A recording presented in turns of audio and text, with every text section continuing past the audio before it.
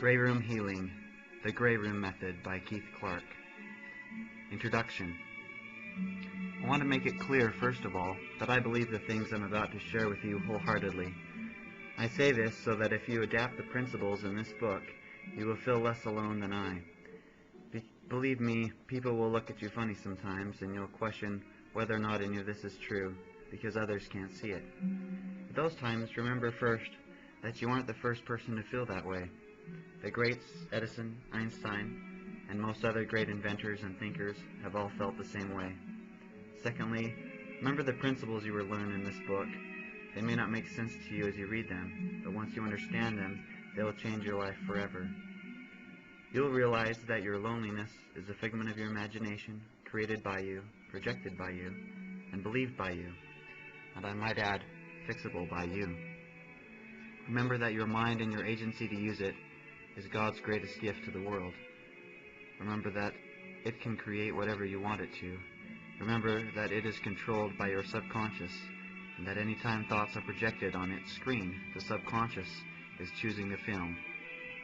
If you change the man behind the projector, you automatically change the film. How do you do that? Wait and see. Lastly, I commend you for picking up this book. That in itself is worthy of admiration. You desire to heal yourself. I know that of you already. You can heal yourself, and you will. My desire is to give you the information necessary to make your healing as easy as thinking. After all, you are what you think you are, or more accurately, you are what your subconscious feels you are.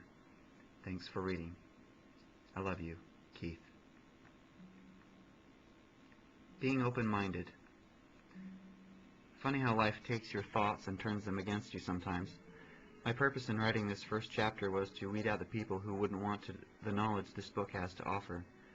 I was going to do that by proving that people, closed-minded, would always stunt their own growth, and that the open-minded individual would never go off the deep end for being too open-minded. As I was condemning closed-minded people out loud the other day, my wife was trying to make a point pleading their case, and I absolutely refused to listen to her. I was being very close-minded about the idea of being close-minded. Oliver Wendell Holmes said, "The mind of man, stretched to a new level, will never return to its original dimension." Perhaps this is why we fear the unexplored truth, the not-so-understood theory. Maybe, somewhere deep down, we fear that we will never be the same again, and we'd be right. I'm warning you that the methods in this book will change your life. You'll never be the same or look at things the same again if you read it and believe it. You will come away with habits and resources needed to resolve any challenge, change any behavior, heal yourself, and even change others' behaviors without even talking to them. What is this? Well, it isn't voodoo or black magic. It's a simple principle that people have forgotten how to apply. It is a thing called love. Keep an open mind and an open heart, and your mind and your heart will grow into what you want to be, and you will have everything you want to have. These truths will be self-evident, that you are capable of love, and thus capable of everything else. Reality. The Grey Room Method is a psychological tool of power that has its basis in some not-so-easy-to-understand sciences. Quantum science is one of them. Wait, sit back down. I promise I won't try to confuse you in the first chapter.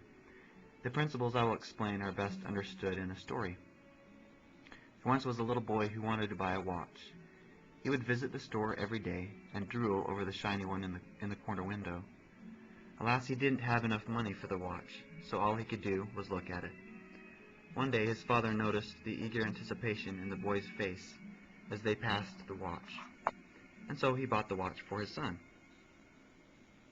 The watch's new owner was proud and happy as he strolled down the street with his new watch shining in the sun. Days passed, and soon the boy would forget to put his watch on his wrist. Months passed, and the boy couldn't even remember where he had placed it. What's more, he really didn't care. What made the watch lose its value? Was it that his father and not himself had bought it? Was it that he didn't wear it every day? I would submit to you that it was simply not worth as much to him as he got older. The watch didn't change. but the way the boy looked at it did. The worth of the watch was reality to the boy, and the reality of its worth was only in his head. When you change the way you look at things, the things you look at change.